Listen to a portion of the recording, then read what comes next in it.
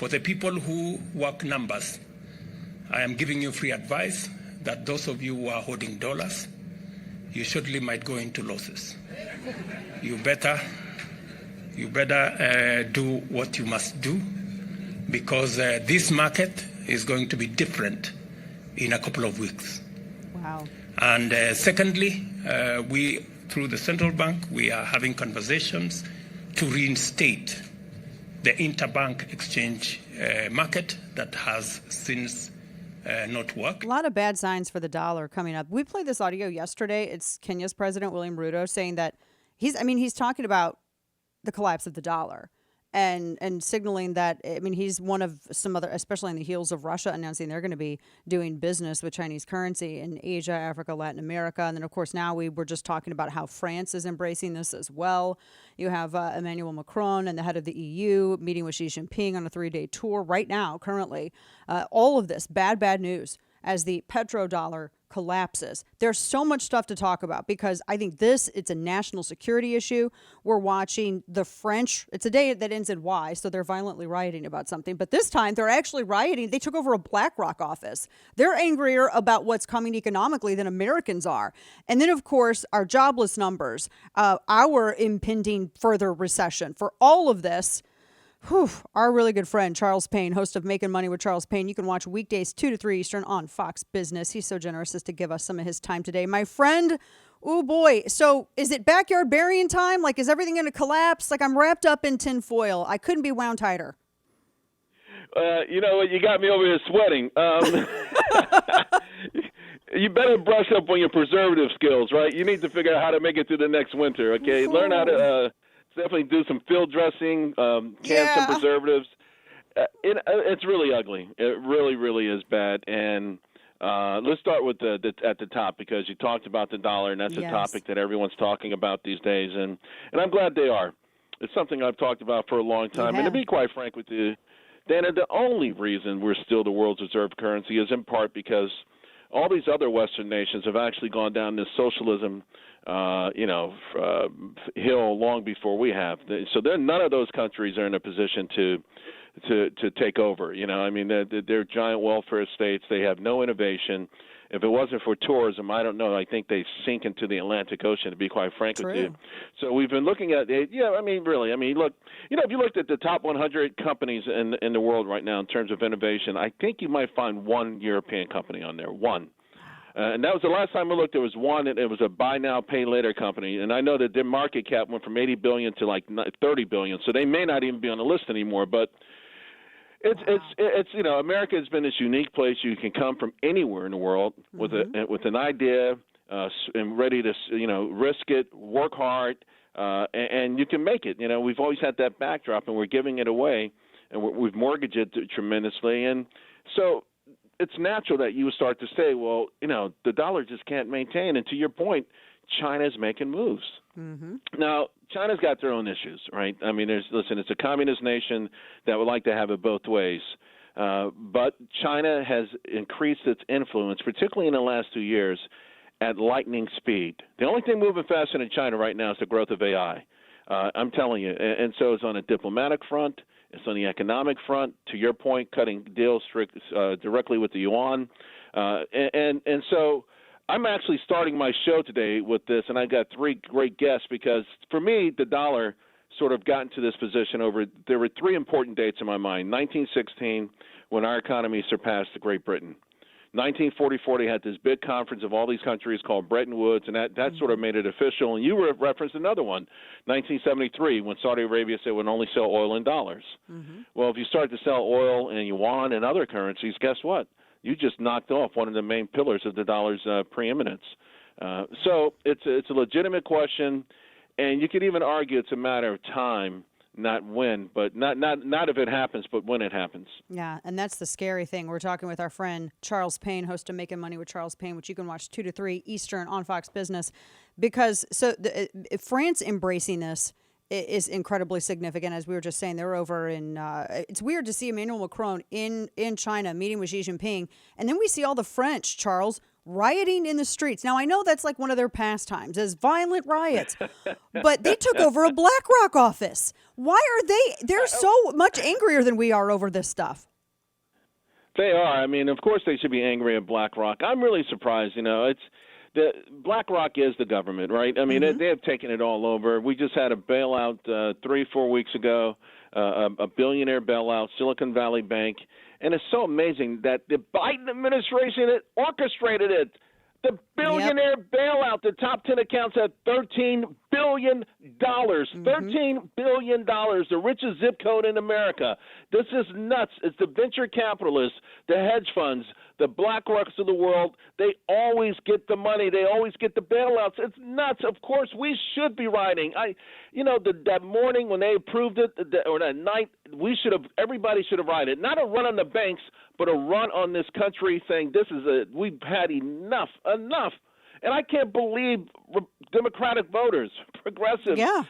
You talk all this crap about the rich. You want to bail out folks with college degrees, the most fortunate people in the country. You're okay with bailing out $100 billion to the richest people in the world. And by the way, a lot of those are Chinese accounts. Yeah. So, the French obviously are upset. Now, part of their being upset is that, raising the retirement age 2 years is kind of like most Americans. Are you kidding me? Yeah. 62 to 64?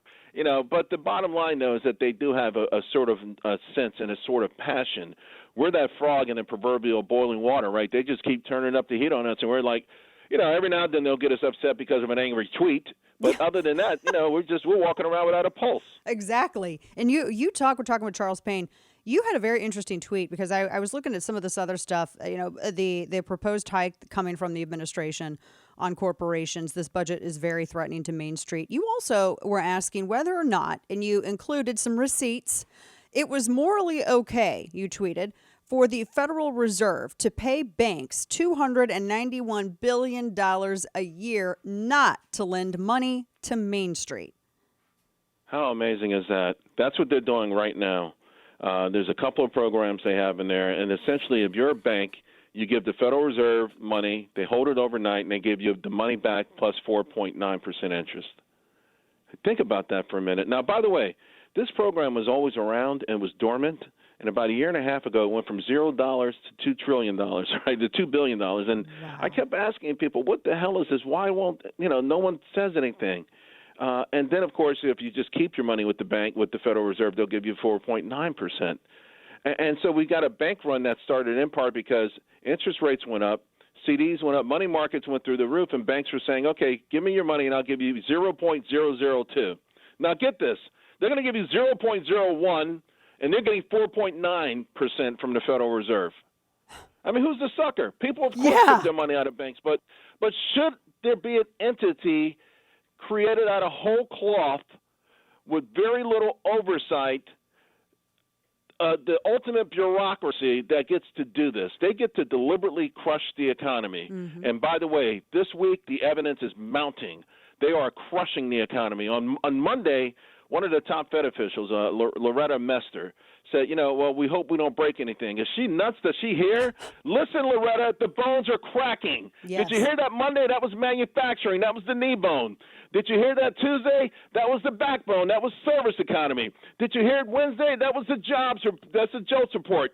Are you listening to it? Oh, initial jobless claims, they explode to the upside. The last 2 weeks were revised significantly higher. Does she hear the bones cracking? You don't want to break anything. You're crushing the economy. Absolutely. And you note, too, continuing jobless claims are also mounting. I mean, as if we need, but you know what? Inflation's fine. Everything's okay. We don't have to worry about it. This is, we can see all of this in front of us. I wanted to put this up. One last thing for you. I wanted to put this up against this headline that we just had in our headline segment about how Americans, there was this Harris Poll survey. This scares me, Charles, because you note the jobless claims, you note the manufacturing, the service industry, the decline. The majority of 9 out of 10 respondents, there was a survey of over 2,000 Americans across the country. They felt that their money was safe at their bank or credit union, regardless of its size. They felt okay. And it was mainly the rich and Gen Zers and remote workers are the only people that really care about the banking crisis, according to this poll. So maybe that's why we're not like the French with all of this. Well, you know what? But see, here's the thing. Most people are covered up to $250,000. That's why this is a crisis that they didn't have to be a crisis. President Biden made this a crisis. Yeah. Because when he went out there and gave this little speech that somehow bailing out billionaires gave the average American comfort, or should, because now small businesses can pay their payroll.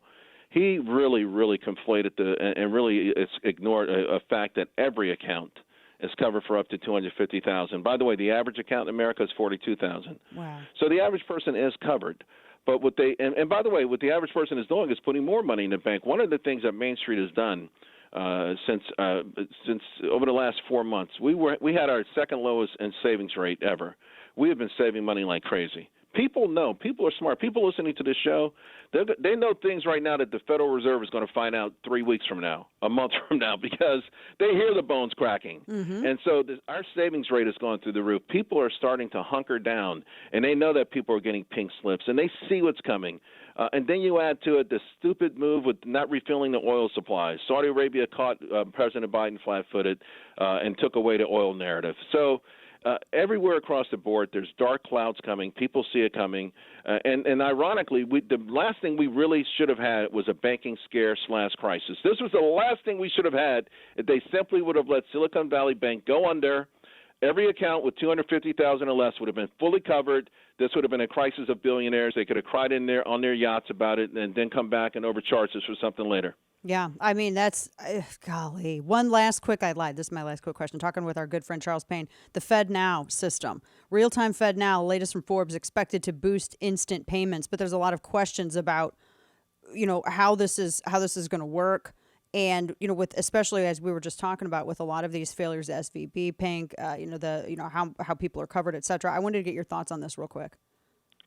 It would be a mistake, adjusted for inflation. When the last time they raised the level to 250,000, adjusted for inflation, it would have been like something like 50,000. I mean, we're well above it. It covers most Americans. Again, they would just be making a mountain out of a molehill. There are other things. Listen, by the way, if you have, let's say you and your husband have $1 million in a bank, you can put a separate account. Single 250, you'd be covered. He'd have a separate account 250 covered, and you'd have a joint account as a husband and wife at 500 that would be covered. So the average household, to say if an average household had $1 million in the bank, they would still find a way to be covered. This is all about deflecting the narrative, and the narrative is that we keep bailing out the richest people in the world by making the poorest people, or the people who would love to come up, the middle class and the poor, are paying a heavy price for it once again. Yours is always one of my favorite programs to watch. I actually make sure that I have it recorded so I can go back and I can watch it. And especially today, because you're starting out with all of this. Our friend Charles Payne, host of Making Money with Charles Payne. You can watch him every single day, 2 to 3 Eastern on Fox Business. We so appreciate you working so hard all these years to educate everybody about all of this now that we see coming into play. Thank you, my friend. Thank you. I appreciate it. Of course. Always.